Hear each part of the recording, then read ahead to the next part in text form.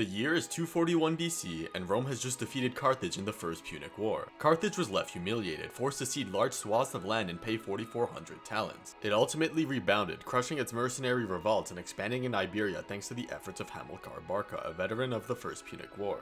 Carthage acquired lots of silver mines, agricultural fields, manpower, and shipyards, aiming to challenge Rome once again. Rome, concerned by Carthage's resurgence, signed the 226 Ebro Treaty, marking the Ebro River as a boundary of Carthaginian expansion. Rome also allied the city of Saguntum south of the Ebro. In 221 BC, Hannibal, son of Hamilcar, became viceroy of Carthaginian Spain. Furious about Rome's victory in alliance with Saguntum, he attacked the city in 219. A few months later, Rome declared war on Carthage, starting the Second Punic War. The war began with minor skirmishes at sea and Rome fighting rebels in northern Italy. Rome planned to invade Carthage, but Hannibal had other ideas. In 218, he led over 26,000 men, including horses and elephants, through northern Iberia and across the Alps, entering the Italian peninsula. This stopped Rome's plans, starting with the war is most infamous for, defeating Rome in its own backyard. Hannibal captured Turini, recruiting local Gallic tribes and luring a Roman army of 42,000 into battle, crushing it. Moving south, he provoked and ambushed another army, killing 15,000 and capturing another 15,000. Roman prisoners were kept, but those from Rome's Latin allies were released, hoping to bring them to their side. Rome, panicked, appointed Quintus Fabius as dictator.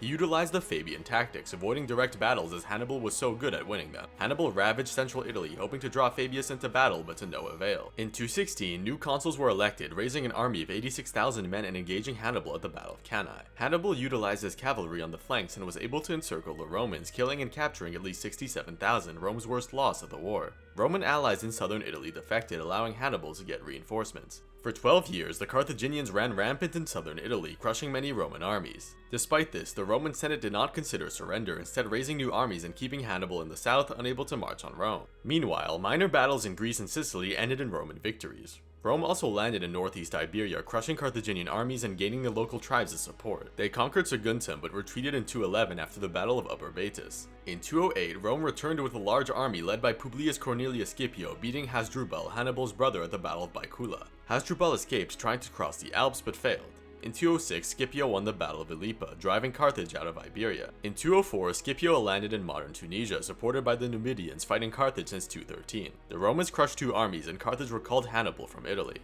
At the 202 Battle of Zama, Hannibal's elephants failed to break the Roman infantry, all while Rome's cavalry won on the flanks encircling the Carthaginians. Hannibal escaped and Carthage sued for peace. Carthage was left ruined. It had to pay 10,000 silver talents, couldn't declare war without permission, had a limited military, and was stripped of its overseas territories. Hannibal, unrelenting warrior and Rome's greatest enemy, laid down his arms, urging his countrymen to do the same. Carthage was now firmly under Rome's thumb.